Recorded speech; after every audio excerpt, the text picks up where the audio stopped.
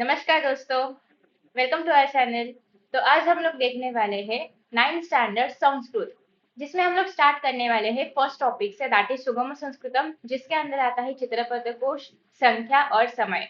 उसमें से हम लोग आज चालू करने वाले हैं चित्रपद कोश और संख्या। सबसे पहले तो आप लोग मुझे ये बता देना कि आपकी जो एग्जाम है 9th स्टैंडर्ड की फाइनल एग्जाम, वो कौन से डेट पे है। तो मुझे ये पता चलेगा कि मुझे सिलेबस कब तक खत्म करना है और आपकी किस तरह से रिवीजन करवानी है। तो सबसे पहली बात तो कमेंट बॉक्स में ये लिख देना, सो दैट उसके हिसाब से हम लोग एक प्रॉपर प्लान बना सके। तो आज का हमारा टॉपिक है चित्रपद कोश का। आई होप कि आपने इनिशियल मतलब स्टार्ट ऑफ द ईयर से इसको किया रहेगा, बट तब भी हम लोग इसको करेंगे। अगर जिन्होंने भी इसको याद नहीं किया रहेगा उनके लिए वीडियो बेस्ट है। तो देखो यहाँ पे हम लोग ना मीनिंग्स देखेंगे हर एक का, और उसके हिसाब से हम लोग इसको करने वाले हैं। तो सबसे पहली बात तो ना, यहाँ पे जो चित्र आते हैं एग्जाम में, आपको इस तरीके से चित्र पूछे जाएंगे, बट वो ब्लैक एंड व्हाइट रहेंगे ऑफकोर्स, क्योंकि हमारा पेपर कलरफुल तो होता नहीं है। बट वहां पे आपको ना उस चित्र को पहचानना है और उसका नाम लिखना है। सिमिलरली इसी तरह का क्वेश्चन आपको नेक्स्ट ईयर भी पूछे जाएंगे। इसके लिए हम लोग अभी से ही इसको याद रखेंगे, क्योंकि ये जो शब्द है ना वो अगले साल भी रिपीट ही होंगे। तो इसके लिए यहाँ पे याद रखना, ध्यान देना बहुत ज्यादा जरूरी है। Let us start. सबसे पहले है द्वारम। द्वारम मतलब क्या? दरवाजा, डोर। ठीक है। उसके बाद है रंगवली, मतलब रंगोली जो हम बनाते हैं घर के सामने। तो द्वारम तो हम लोग ऐसे भी बहुत बार यूज करते हैं, तो उसको कुछ एज सच याद रखने की जरूरत आपको नहीं पड़ेगी। रंगोली बोलते हैं हम लोग, उससे मैच कर रहा है रंगवली। तो इसको भी बहुत ज्यादा डिफिकल्ट और अलग डिफरेंट शब्द नहीं है, तो आपको याद करने की एज सच जरूरत नहीं पड़ेगी, आप आसानी से इसको लिख सकते हो। बस ये याद रखना कि रंगवली हम लोग लिखते कैसे है। उसके बाद नेक्स्ट है पादकटह, मतलब जो कपड़ा होता है जिसके ऊपर हम लोग पैर पोछते हैं। तो पादकटह मतलब पैर उसके ऊपर हम लोग पोछते हैं, तो पैर मतलब पाद, सो पादकटह। ऐसा आप लोग उसको याद रख सकते हो। नेक्स्ट है हमारे घर का हॉल। हॉल क्या होता है? मेन मेन चीज होती है, क्योंकि सब लोग जब भी आते हैं तो हॉल में ही बैठते हैं, जो होता है हॉल में होता है।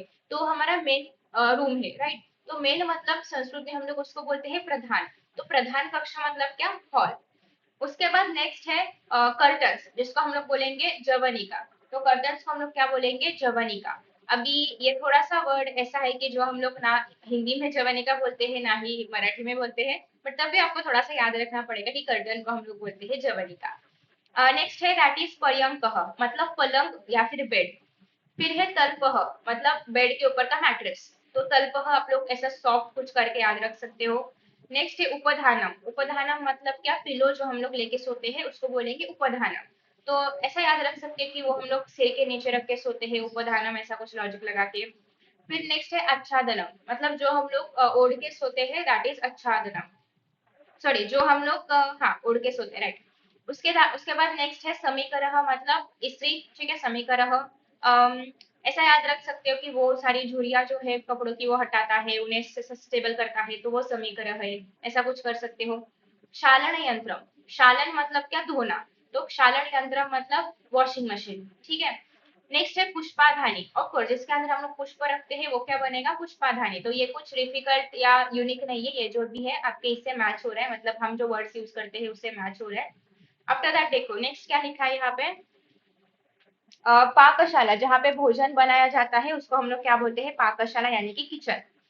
उसके बाद नेक्स्ट है भोजन पीठम, मतलब हमारा डाइनिंग टेबल, जहाँ पे हम लोग भोजन करने के लिए बैठते हैं, दैट इज भोजन पीठम। नेक्स्ट है जहाँ जिस शेगड़ी बोलते हैं मराठी में उसको, स्टोव बोलते हैं या फिर इंग्लिश में, जिसके ऊपर खाना बनाया जाएगा उसको बोलेंगे वायु चुल्ली ही। वायु क्योंकि वो गैस के ऊपर चलता है इसलिए वायु, और चूल्हा मतलब जिसके ऊपर खाना बनाते हैं, तो वायु चुल्ली ही। फिर नेक्स्ट आपको एक बर्तन दिखाई दे रहा है जिसको हम लोग बोलेंगे पात्रम।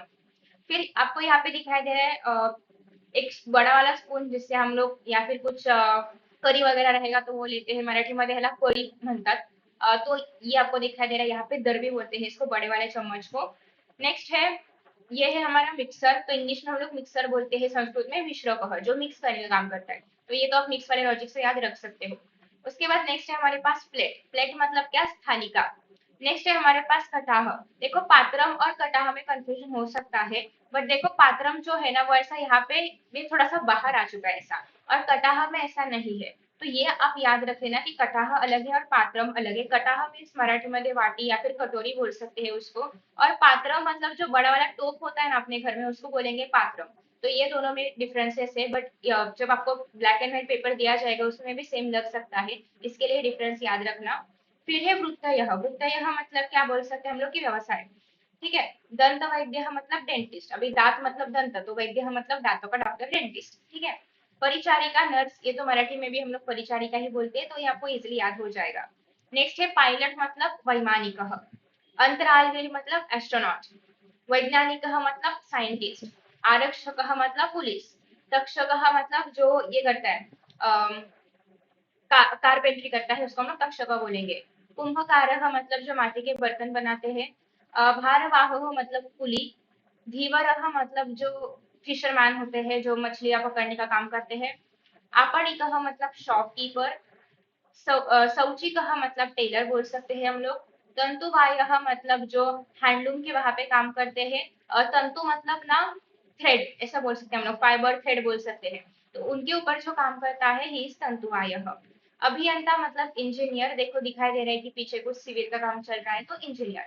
पत्रवाहक मतलब पोस्टमैन, पत्र लेके जाता है पत्रवाहक।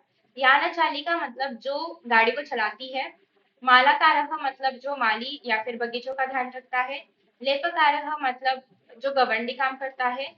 शिक्षकः मतलब जो पढ़ाते हैं, और पाचकः मतलब क्या है, कुक।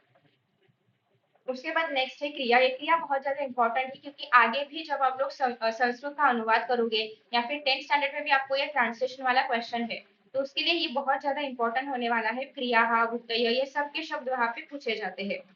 देखो यहाँ पे क्या लिखा है, झुम्भते मतलब यौन करना, झुम्भते। नेक्स्ट है कासते मतलब खांसना, तो कासते खांसना ऐसा आप लोग मैच करके लिख सकते हो।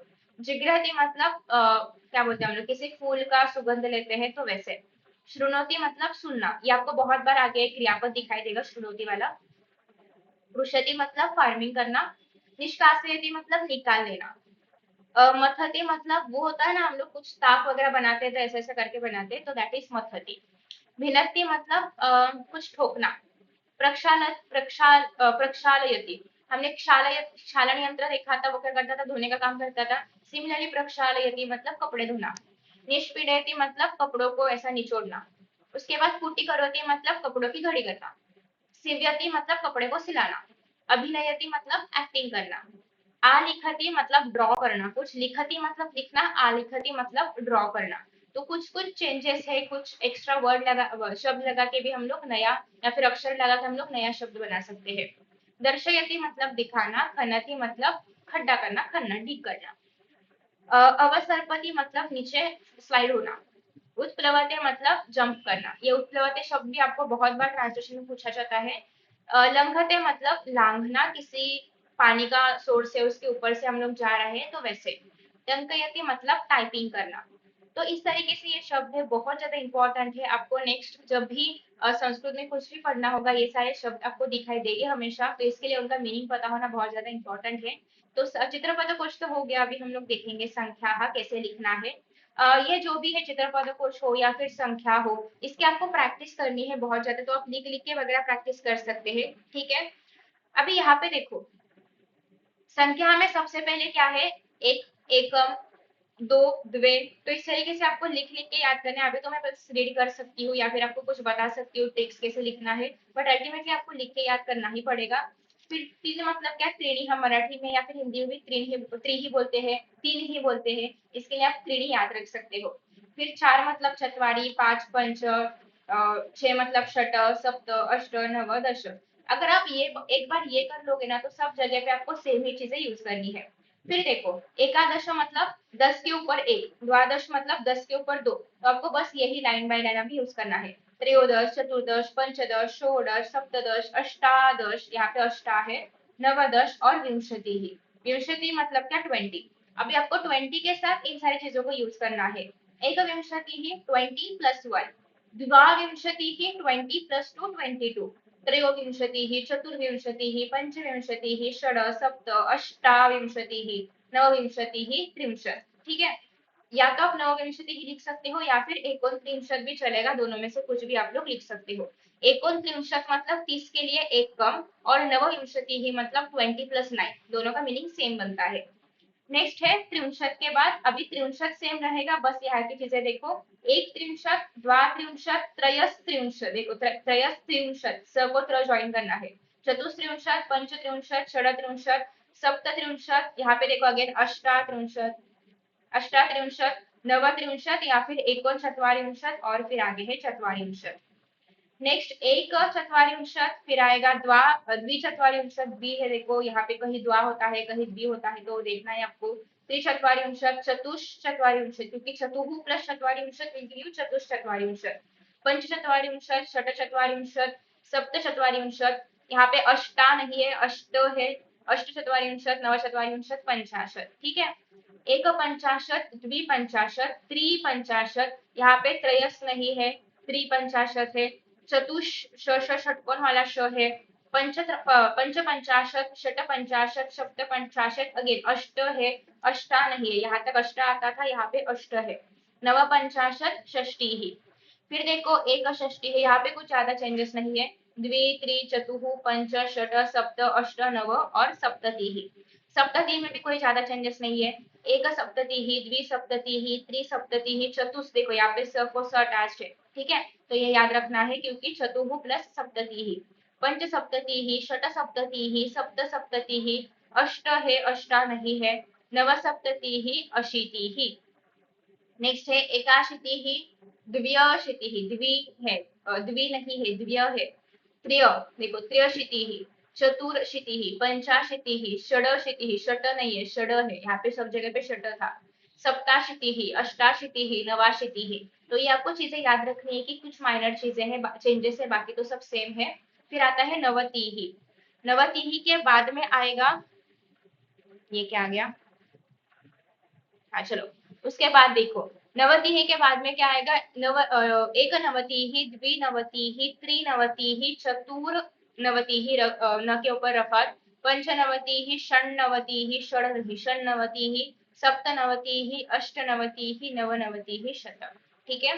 तो इस तरीके से आपको संख्या लिखने के लिए पूछा जाता है, या तो आपको नंबर्स दिए जाएंगे या फिर आपको वर्ड्स में दिया जाएगा, उसको नंबर्स में कन्वर्ट करना है। तो ऐसे क्वेश्चन आपको एग्जाम में पूछे जाते हैं।